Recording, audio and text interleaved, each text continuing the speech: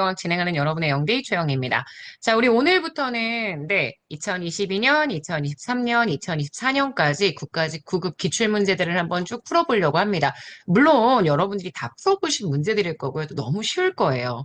근데 우리 시험까지 대략 정말 딱 2주 남았거든요. 오늘이 15일 남아서 제가 시작하는 거니까 16일 남았군요. 16일 남아서 시작하는 거니까 정말 국가직까지 대략 2주. 그렇다면 제일 마지막에 봐야 하는 건, 길든 짧든 관련도 기출 문제들을 보시는 게 되게 중요해서요. 문제 한번 그냥 쭉 가벼운 느낌으로 풀어볼 거니까 너무 큰 부담 느끼지 마시고요. 저랑 같이 좀 정리해서 가주시면 됩니다. 자, 그러면 22년 국가직 9급 1번부터 4번까지 한번 풀어볼까요? 1번 너무 쉽죠? 직업공무원제의 특징. 직업공무원제 딱 이렇게 얘기하면 함께 반사적으로 기억나야 되는 게 계급제, 폐쇄형의 임용, 그리고 일반 행정과 주의. 사실 직업공무원제도 실적주의를 쓰죠. 근데 미국의 실적주의와 제일 큰 차이점, 직위분류제에 기반을 두고 있는 실적주의와의 차이점을 딱 생각하셔야 되고, 그래서 직업공무원제 이렇게 나오면, 아, 직위분류제에 기반을 두고 있는 미국의 실적주의, 이렇게 생각해서 두 개가 대비되는 개념이라는 걸 보면서 정리를 해주셔야 될 것 같습니다. 그래서 직무급 중심의 보수 체계라고 얘기를 하는데, 이거는 아시겠지만, 직위분류제가 가지고 있는 특징이고요. 그리고 직업공무원제는 아시겠지만 일반적으로 정년을 보장합니다. 정년 보장이 제일 중요한 특징이죠. 계급제를 기반으로 두고 있는 건 운영하는 원리를 얘기하는 거고요. 직업공무원제 자체는 젊을 때 실제 이 사람을 뽑아서 나이 먹을 때까지 계속 종신 고용을 해주는 걸 원칙으로 보기 때문에 일단 공직자로 선발이 됐습니다. 그러면 그 사람에게 다양한 교육 기회 방식들을 부여해서 교육 기회를 부여해서 능력 발전을 시켜주죠. 폐쇄형의 충원, 그리고 신분 보장 다 마찬가지의 특징들이기 때문에 문제의 정답 틀린 선택은 1번입니다. 자, 2번이요. 정책의 유형들이 여러 가지가 있죠. 리플리와 프랭클린, 알몬드와 파웰, 그리고 로비. 자, 그들의 정책 유형들 중에서 요거 딱. 정책 목표에 의해서 일반 국민들에게 인적 물적 자원을 부담시킨다. 요건 당연히 추출 정책에 대한 내용이다라고 보실 수 있고요. 추출하고 상징해 놓게 두 개는 다른 학자들은 이야기하지 않았습니다. 누구만? 알몬드와 파웰 둘만 얘기했다는 거 기억하고 계시죠? 그래서 제가 알몬드와 파웰 상추 뭐 이런 얘기도 했었어요. 상징 정책, 추출 정책 이렇게 해서 정리해 주시면 될 것 같습니다. 자, 이번에 정답은 1번입니다. 3번. 직위분류제의 주요 개념 다들 알고 계시죠? 제가 직위분류제 문제 풀 때에는 이렇게 피라미드 그려놓고 푸시면 훨씬 편하다고 얘기를 했습니다. 우리가 보통 이렇게 구분하는 개념, 종류 개념으로 구분을 할 때 제가 류열군이라고 얘기를 했어요.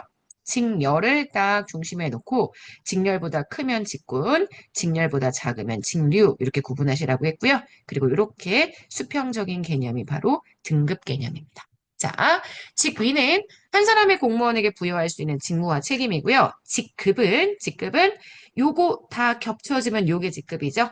직무의 종류도 유사해야 하고요. 본란도 책임도도 유사해야만 합니다. 그래야 직급이죠.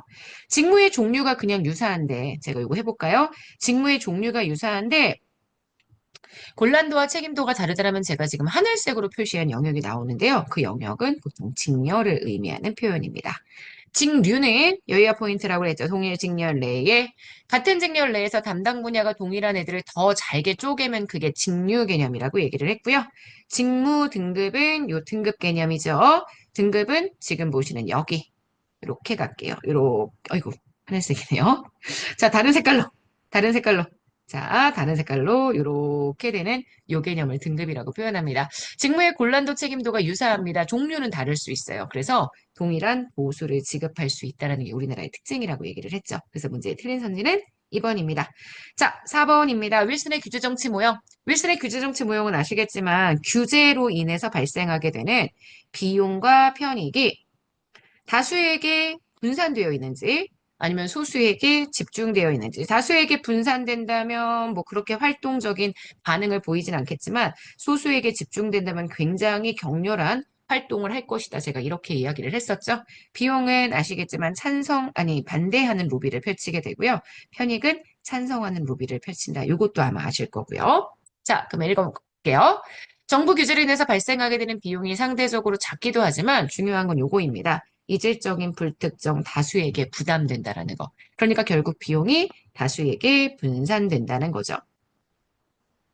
비용이 다수에게 분산된다면 그닥 반대를 격렬하게 하진 않겠네요. 근데 편익이 크기도 하지만 본질적인 소수에게 귀속된대요. 자, 그렇다면 이거는 편익이 소수에게 집중. 그러면 이들은 굉장히 적극적인 찬성 로비를 합니다.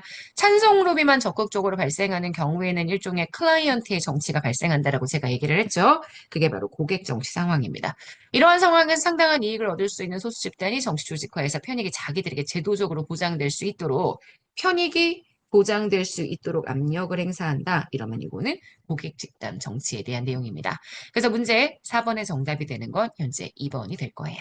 자, 여기까지 보시면 우리 1번부터 4번까지 22년 국가직 문제 다 정리를 해봤습니다. 내일은 5번부터 5, 6, 7, 8번까지 정리를 하도록 하겠습니다. 자, 여러분.